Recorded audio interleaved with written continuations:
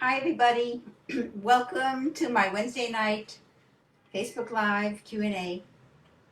So delighted you're here. We have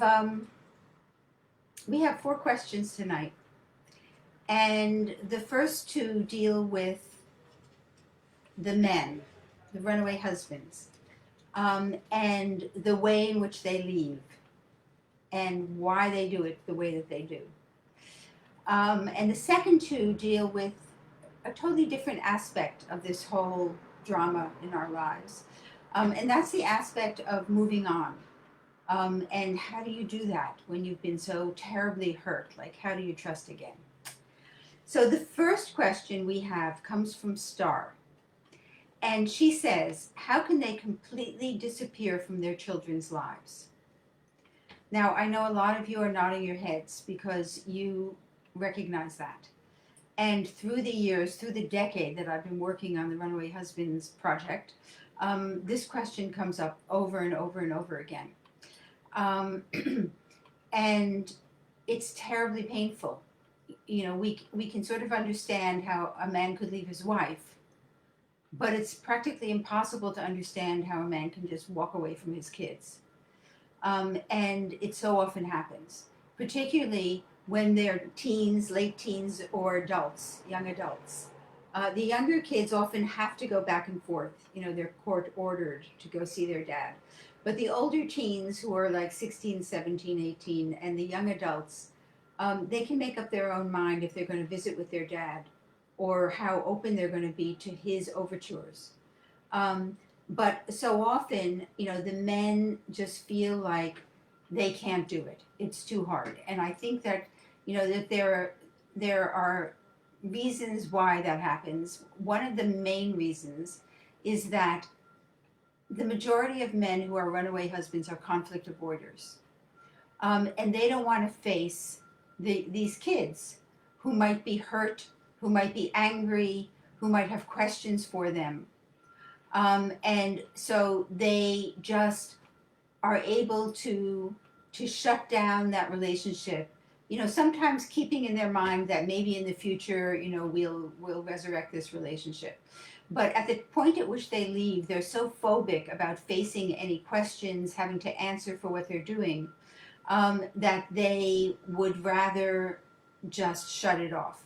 And part of that has to do with men's ability, and this isn't only runaway husbands, but men in general have this ability that we women don't have, and that's this major ability to compartmentalize.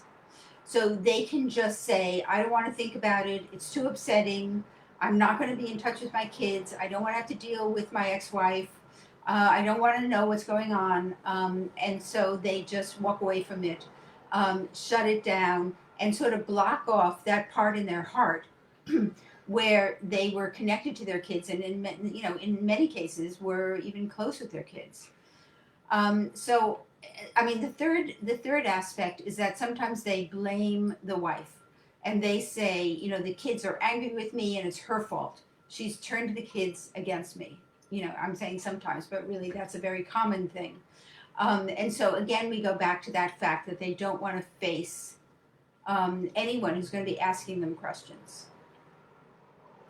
Okay, next question is from Kelly, and it's sort of along the same lines, but a little different. And she asks, why do these men leave all their stuff behind?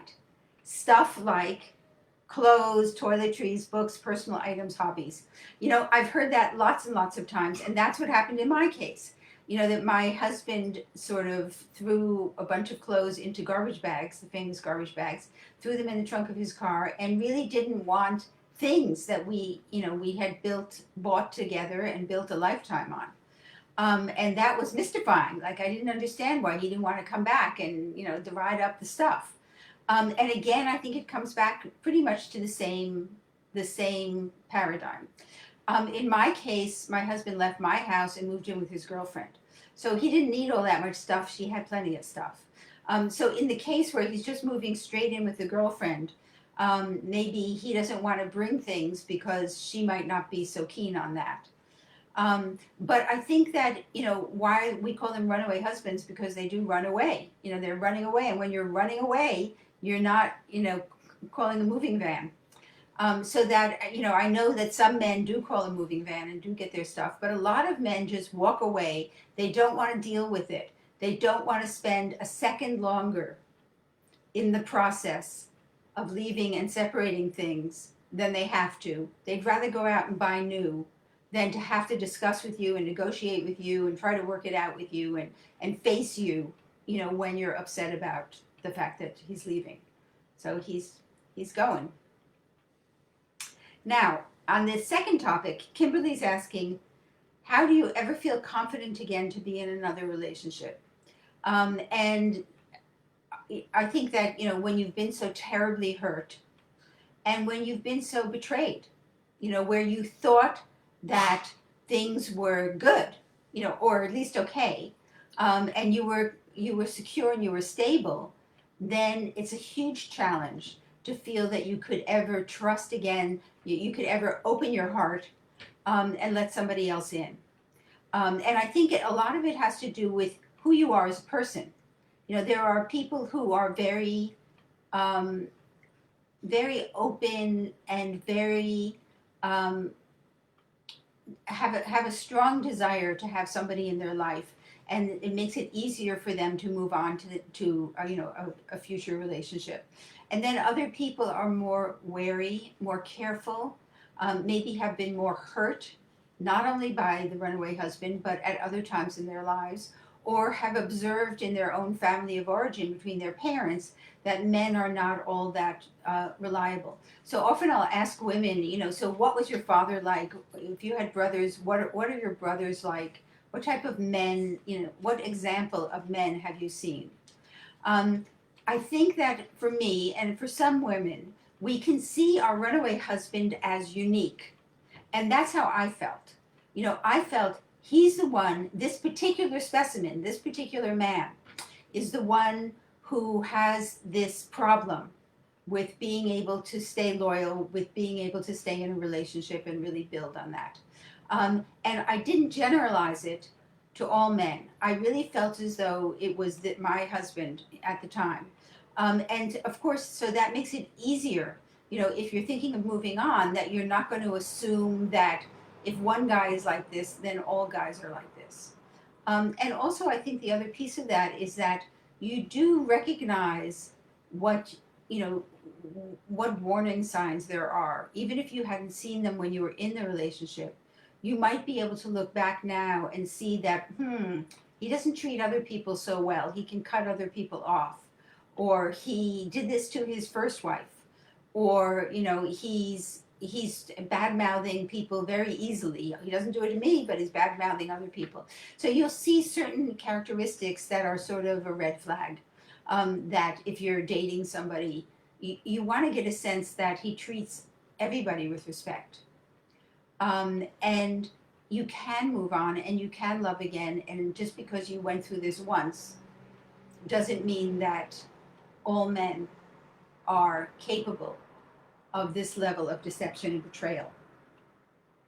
So that brings us to our final question, which is from Seema. And she says, how do I start afresh and not let what he did blot the rest of my life that I want to live with joy? And I love the question. People are saying hi. So hi, Lisa. Hi, Karen. Hi, Jackie. Hi, Susan. From Britain, you're up late. And so how to start fresh and not let this experience block the rest of your life. And it really doesn't matter how old you are, because you have a life ahead of you and it's yours and you want to live it. And you want to say to yourself, that even though I walked a certain portion of my life with this particular person, it might be a large portion, a large percentage of your life, but you walked part of your life with this person, and then you came to a crossroads, and the two of you separated, or he went off, and you continued on, but you do want to live your life with joy. And this is so important, and I'm delighted to hear you say that. And really, it is a choice. So I want to tell you a little story, which is that last weekend, this question came in today, but last weekend I was walking along near a river in Montreal. And in the grass, I looked down and I saw a shiny stone. Here's the shiny stone, a polished shiny stone. And when I looked down, I saw that there was an engraving on the stone, and it says in French, joie, which means joy. So it made me very happy because I felt like I found joy taking a walk in the park. And so I want to share that with you. This is for everybody, that we can all find joy and we don't even know when we least expect it. And then just finally in wrapping up, with regard to Star's question about how men can disappear from their children's lives. In my last newsletter, and if you're not on our mailing list, you won't be getting the newsletters. So please go to the Runaway Husbands website and join the mailing list because there's so much stuff in the newsletters.